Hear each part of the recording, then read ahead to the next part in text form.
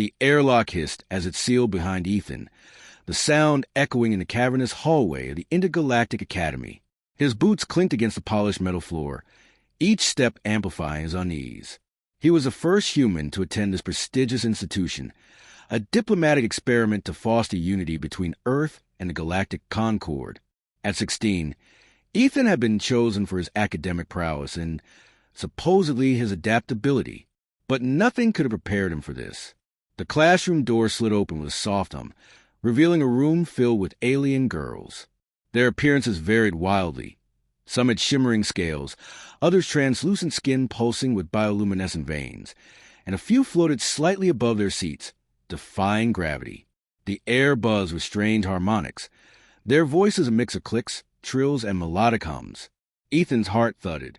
He was the only boy, the only human, in a sea of extraterrestrial faces. The instructor, a towering figure with 6 arms and a crystalline exoskeleton, gestured toward an empty desk at the center. Ethan of Earth, take your seat. We begin with xenobiology today.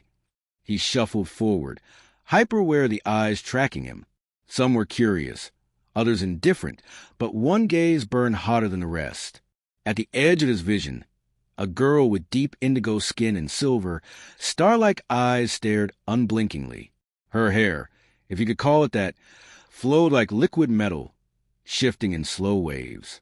She didn't look away when he caught her eye, which made his cheeks flush. He dropped into his seat, focusing on the holographic tablet in front of him. The lesson began, a dizzying explanation of multidimensional cellular structures, but Ethan struggled to concentrate. The indigo girl's stare was relentless, like a laser boring into his skull. He risked a glance. She tilted her head, her eyes narrowing slightly, as if trying to solve a puzzle. Her name, according to the seating chart projected above her desk, was Lyra, from the planet Viones. By the end of the class, Ethan's nerves were frayed. He gathered his things quickly, hoping to escape before anyone could approach him. No such luck. Lyra was already at his side, moving with a grace that seemed to bend the air around her. "You're different," she said, her voice a low, resonant hum that vibrated in his chest. "Your biology, it's so limited." Ethan blinked, unsure if he'd been insulted. Thanks." She didn't smile, but her eyes sparkled. "I mean no offense. Viones studies life forms across the galaxy. Humans are rare. Your single heart system, your binary vision, it's fascinating." He shifted uncomfortably. "I guess I'm a bit of lab rat here." Lab rat. Her head tilted again, her hair rippling. "A rodent used for experimentation? No, you're more like a singular anomaly." Ethan couldn't tell if she was flirting or dissecting him with words. Before he could respond, the bell chimed, a strange polyphonic sound, and the other students flooded out. Lyra lingered, her gaze unwavering, then turned and glided away. The next few days were a whirlwind of classes: quantum linguistics, gravitational engineering, and something called empathic resonance that left Ethan with a headache. Everywhere he went, Lyra was there, always watching. In the cafeteria, where he struggled to identify edible food among glowing fruits and writhing protein strands, she sat across from him, analyzing his every bite. In group projects, she volunteered to partner with him, her questions about human physiology growing more specific. "Do your lungs tire after long speech? Why do you require such frequent hydration? What is the purpose of this blushing?" Ethan wasn't sure if he was flattered or unnerved. The other girls, while curious, kept their distance, their interactions limited to polite questions or giggles behind clawed hands. Lyra, though, was relentless. She wasn't just curious, she was obsessed. One evening, after a particularly grueling session on interstellar ethics, Ethan found her waiting outside the library. The Academy's artificial sky mimicked a nebula, casting swirling colors across her indigo skin. She held a data crystal, its light pulsing in her hand. "I've been researching humans," she said without preamble. "Your species has a concept called stories. I want to understand them. Tell me one." Ethan hesitated. "A story? Like a fairy tale? Any narrative. On Viones, we share knowledge through neural imprints. Stories are inefficient. but I want to know why you value them. He sat on a nearby bench, the metal cool against his skin. Lyra sat too, closer than he expected, her eyes locked on him. He cleared his throat and began telling the story of Icarus, the boy who flew too close to the sun. It was a simple tale, one his mother used to tell him. But as he spoke, Lyra leaned closer, her expression unreadable but intense. When he finished, she was silent for a long moment. "This Icarus," she said finally. He defied logic for ambition. "Why?" Ethan shrugged. "Humans take risks. Sometimes we want something so bad, we ignore the consequences." Her eyes gleamed. "Fascinating. You're all so fragile, yet you chase danger. I want to see this in action." "See it?" he asked, wary. "Tomorrow, the simulation chamber. Meet me there." The simulation chamber was a massive dome where students practiced scenarios ranging from diplomatic negotiations to survival on hostile planets. Ethan arrived the next day, his stomach churning with nerves. Lyra was already there, configuring a hollow panel with rapid, precise movements. "I designed a scenario based on your story," she said. "You'll be Icarus." Before he could protest, the chamber hummed to life. The world around him shifted, becoming a vast, sunlit sky.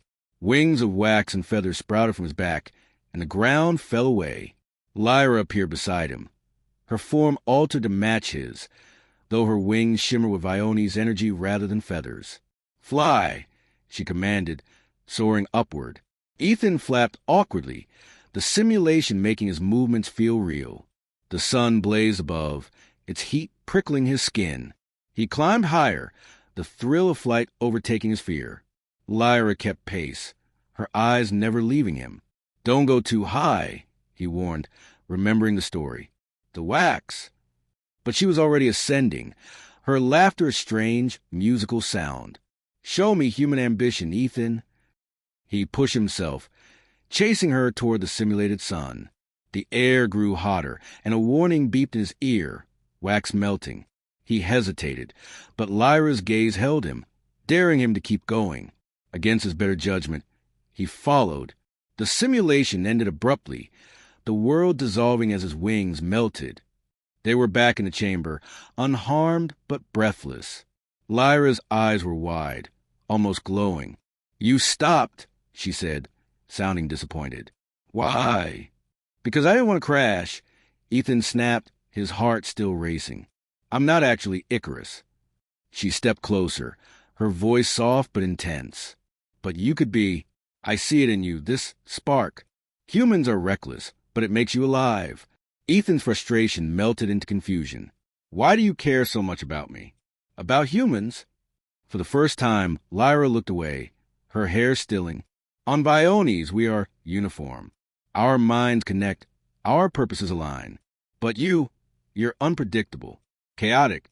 I can't stop watching, because I can't predict you." He swallowed, unsure how to respond. "I'm just a guy, Lyra.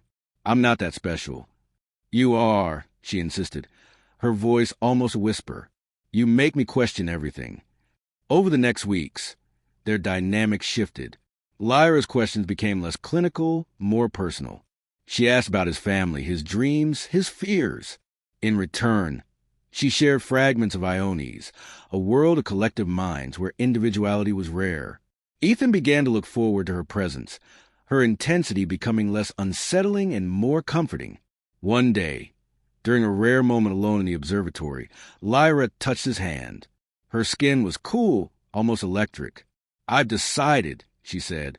"I want to understand this human concept, love." Ethan's heart skipped. "Love? That's complicated." "Then teach me," she said, her eyes locking onto his. "I want to feel what you feel." He laughed nervously. "I'm not exactly an expert, but, maybe we can figure out together." For the first time, Lyra smiled, a small, tentative curve of her lips. "Together," she agreed. The rest of the semester was a blur of shared moments. Late-night talks under the artificial stars, simulations where they faced danger side by side, and quiet confessions about their worlds. Ethan learned that Lyra's obsession wasn't just curiosity. It was her way of breaking free from the collective mindset of Iones. And Lyra discovered that human emotions, messy and unpredictable, were worth experiencing. By the time the term ended, Ethan was no longer the outsider. The other girls still watched him, but it was Lyra's gaze that mattered.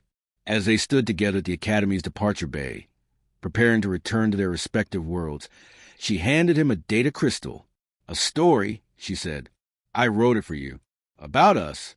Ethan grinned, his chest warm. "I'll read it, and maybe next term we'll write another one." Her eyes sparkled, and for the first time, she didn't stare. She simply nodded, her hand brushing his. Together,